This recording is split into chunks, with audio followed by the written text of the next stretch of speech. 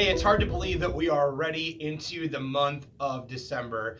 And as we get ready to wrap up this session of groups here, either in the next week or 2 weeks, depending on what your group is, I just want to say thank you for being faithful and being committed not only to each other, but hopefully to growing and going deeper in your faith.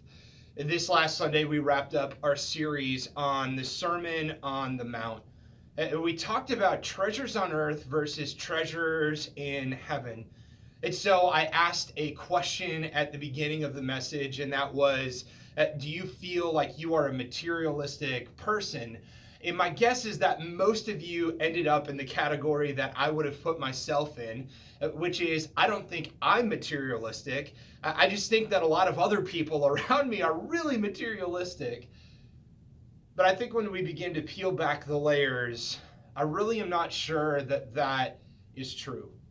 And I think especially for those of us who have the privilege of living in a country that we do, that relatively speaking compared to so much of the rest of the world has a tremendous amount of affluence and wealth, that it can be a really challenging thing. And so I just simply said, like, I care a lot about the clothes that I wear.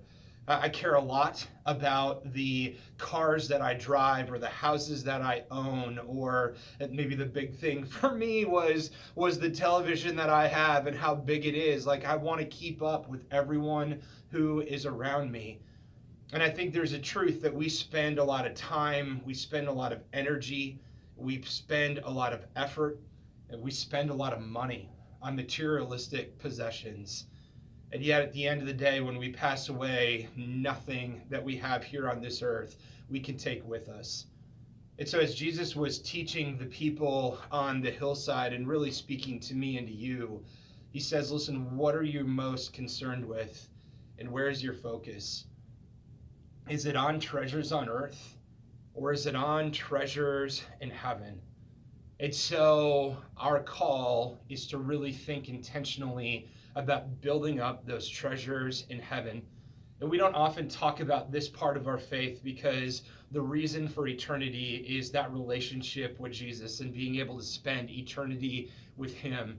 And you and I will be rewarded for what we do here on this earth. And so I gave just a few things that we can consider when we think about how to build up treasures in heaven. And it's not a complete list, but at least gives us a base and a start. One was to care for those who are marginalized and forgotten. That if we want to lay up treasures in heaven, that we love others unconditionally. And as I said on Sunday, you don't get to pick and choose who those people are that you are called to love. But we are called to love every single person that we come in contact with, whether we agree with their opinions or political stances, or whether we agree with how they treat the vaccination or masking policy.